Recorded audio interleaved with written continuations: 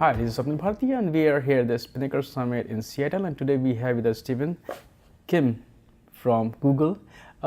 First of all, thanks for coming to the show. Thanks for having me. And can you tell us about what do you do at Google? I'm an engineering manager at Google, and I manage the Spinnaker team at Google. When did you get involved with Spinnaker? Got involved in the year prior to the open sourcing event, so summer of 2015. And at that point, I think some other members of the team had been involved with the Spinnaker project for about a year prior to that. So today we are here in 2018, and we have kind of officially the first Spinnaker Summit. So how do you see the evolution of the Spinnaker community? Yeah, I think last year we had sort of a, ad hoc, we wouldn't necessarily call it a summit, I guess, maybe. It was more like a souped up meetup, which was really big and successful. But year after year, as the community gathers together, it's a good time to come heads up, look around a bit, reflect on what we did in the recent past and what we need to focus on going forward, because there's a tremendous amount of signal that comes in with the opportunity to meet with the users and the community that's obviously growing year after year. Right. And when we look at Spinnaker community, first of all, these days almost all the, I don't know whether you call product or project, mostly, we are surrounded by open source, technologies. So, and Google has been involved with projects like Kubernetes. So when you work on Spinnaker, and then, we also, some parallel are drawn with Kubernetes, what have you learned from Kubernetes community that you would like to kind of either implement in the Spinnaker community so that it grows in a very natural and organic manner? Yeah, we actually reached out to the Kubernetes team, whom obviously being at Google we work closely with anyway. But some of the key people who were involved and really were at the genesis and were involved in developing, establishing, growing that open source project and community, we consulted them heavily, asked for some advice, asked for details on how they run their project and lessons learned, what's working well, what's not. And obviously Spinnaker is at a different scale, a much smaller scale, but we hope to be successful in the way that they've been successful. One difference, on the other hand, is Kubernetes is a project that is started at Google and bootstrapped at Google and continues to be led by Google predominantly, although obviously that's changing as the project grows over there. And Spinnaker is different. Spinnaker is a project that started at Netflix, and then Google got involved, obviously very, very, very heavily, and we pushed that ball across the open source line together. And so I think that we really benefited from that because we sort of had a friend in arms that we worked collectively with. Also, Google brought a different set of values to the project than Netflix did. Netflix being the proving grounds for what Spinnaker was capable of doing, obviously lended notoriety, but that was well deserved. They did prove it out inside their enterprise, so they can talk about tangible ways that Spinnaker benefits them, and have more perfect vision into what they need to focus on and what's working well and what's not. And Google brought the set of, obviously more programming and software engineering and talent, but also with the lessons that we've learned internally as well that we wanted to go in and bring in there as well. So it was a really unique relationship with multifaceted strengths that we were able to go and open source together. Yeah, if you look at Kubernetes, it kind of originated at Google, but now CNCF is kind of slowly, gradually, Yes. Just recently Google donated 9 million, cloud credit also to help the community to become more independent. So when we look at Spinnaker community, what is your long-term goal? Where you want to, we already, yesterday the governance model was kind of announced. So what do you see where it will be going as a community? Yeah, I think it is an attempt at trying to be deliberate about what is necessary for the project to continue to grow and scale. To tell you the truth, there were a lot of tactical things that I was thinking about on the ground related to governance. Things like simply transparency and providing paths for people who want to get involved. Not to go and overspeak the issue, but with Netflix and Google and Microsoft and AWS involved, it may not be very apparent for other users how they can jump in on the rapidly evolving code base, how they can go and participate and lend their opinion on design, and contribute to the project, both from a technical contribution, but also culturally and their needs, and steer the project in that way. And so since the open sourcing event at the end of 2015, up until recently, I think the project and the way that Netflix and Google were steering it evolved really well, I think. And it was really built on a relationship of trust and a good working relationship between the two organizations, the two teams specifically. But we understand that we need to scale this thing, and so we need to get major enterprises using Spinnaker on the steering committee. We need to get the other cloud providers and major technology organizations involved, because they have ways that they're going to go ahead and contribute that Google and Netflix are unable to see or unable to go ahead and do so. So that's really what we're trying to go ahead and start with governance. And we don't know necessarily the best way that this is going to play out, but we know that the right first foot forward is to at least codify it, even if it's out the gate what had been happening all along, which is, okay, we're starting with Netflix and Google on the seats, but we needed to mark the transparency and try to be deliberate about establishing a path by which others can get involved. These kind of projects, they come from, developers, it's the whole developer community, they're working together, so they want to make a lot of decisions. Okay, we have to, build a code. So the decisions are made by at the developer code level, or at the higher level, at the leadership of the company. Yeah, so we have tried to be thoughtful about this. Really at the center of it, we have the Technical Oversight Committee, who are really managing the project. We're talking about tactics like setting code style guidelines, to obviously important things like reviewing major designs that are important to the area, to the project, and managing the list of people who hold the keys to get commit and merge access into the repositories, and conveying that trust onto individuals who are contributing members of the project. They're obviously not going to have perfect visibility into the breadth of areas that Spinnaker needs to work well in, and so we're hoping that we have also opened up a clear way for special interest groups to get started, and that they can focus on areas like CI interactions or artifact handling or UI UX and how that gets done. And I think, for example, the way it's going to happen is, if another organization has a major chunk of code they want to go ahead and add to Spinnaker, a major feature, the Technical Oversight Committee will largely defer, I would think, to the respective special interest group, if one exists, to go and see that there is agreement over there about an approach and a design and what they thought through. And then the Technical Oversight Committee will then go and review from a local perspective of whether that's the right thing for the project.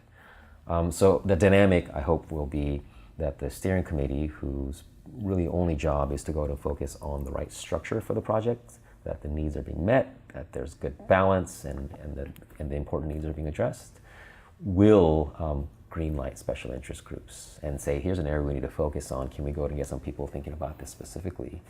And so technical concerns as well as cultural concerns, obviously about things like code of conduct, a good diverse and mature representation in the community and things like that. That's the health of the project. With Technical Oversight Committee focusing on the details of execution, and the special interest groups who are really leading the focus of the project. Going forward, do you have any very concrete structure for the governance model, that, okay, these are the 3 tiers, which will be Technical Oversight Committee will be there, steering committee will be there. Will be there one more tier, or? Yes, so on the Spinnaker.io page on the website, we have a page under community governance, and we named a steering committee comprised of 5 members, 3 from Netflix and 2 from Google, who is once again managing the structure of the governance and structure of the project. we named the Technical Oversight Committee, which is comprised of 2 members from Google and 2 members from Netflix.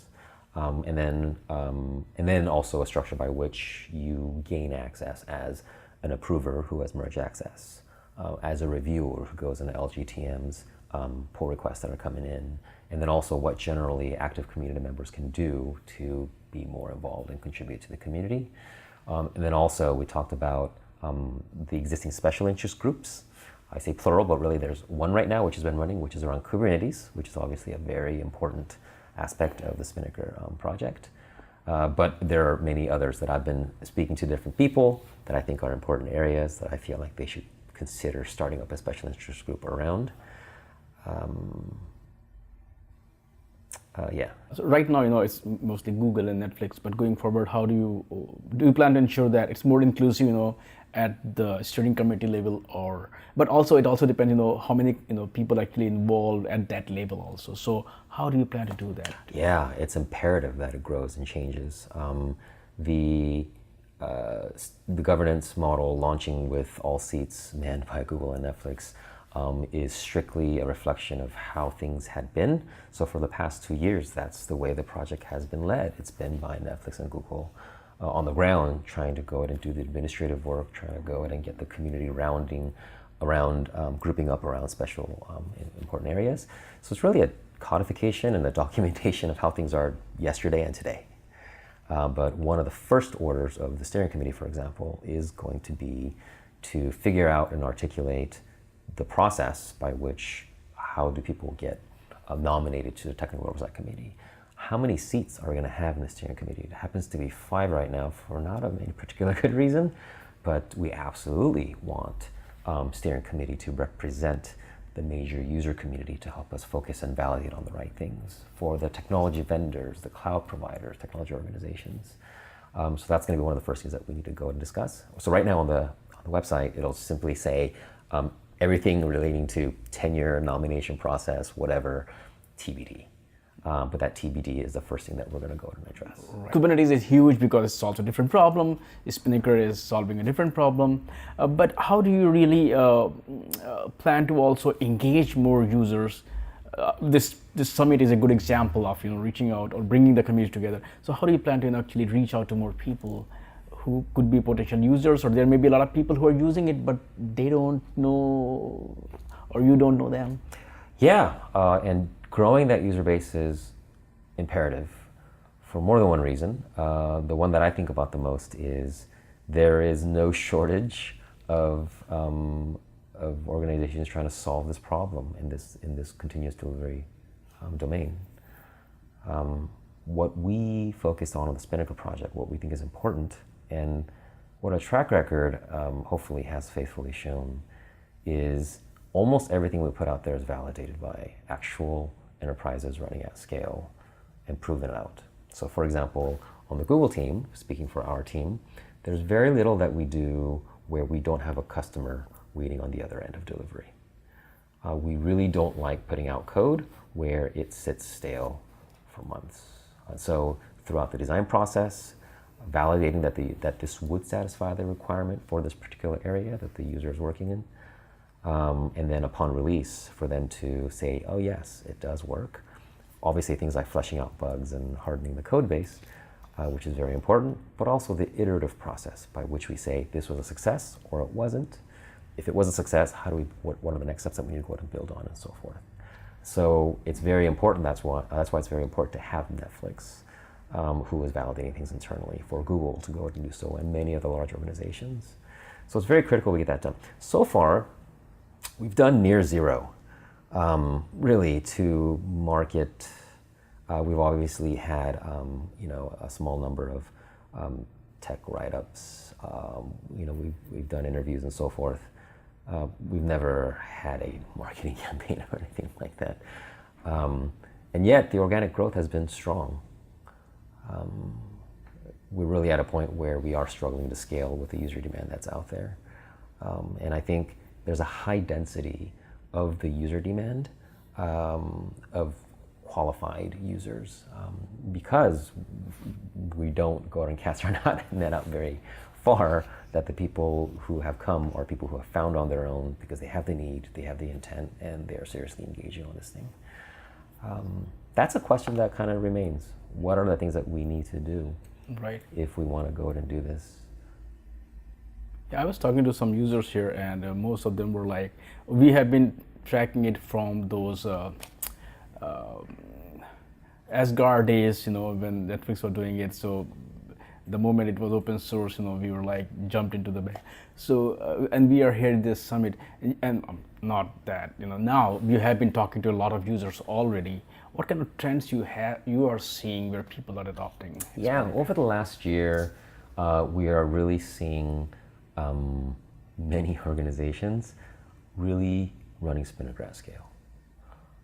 So I'd say at last year's summit or gathering, it was sort of a speakeasy gathering. It was kind of by invitation only. We never broadcasted it. Friends of friends were pulled in, and people showed up.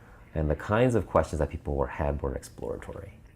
Or it was about installing Spinnaker and configuring Spinnaker. How do I get this thing up and running and get my first couple of teams running on this thing is kind of where they were.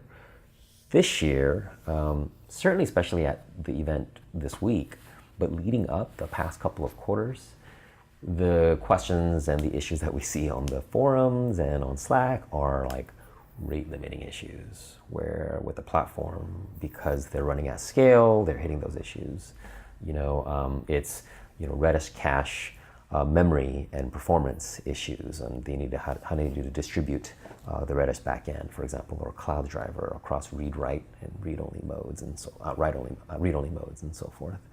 And so we see that scaling happening, where the organizations who are adopting this are doing it successfully, and many organizations are doing so.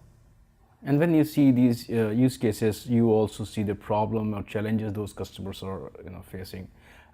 So how much of that fixing comes from the customer versus you guys are trying to do it yourself?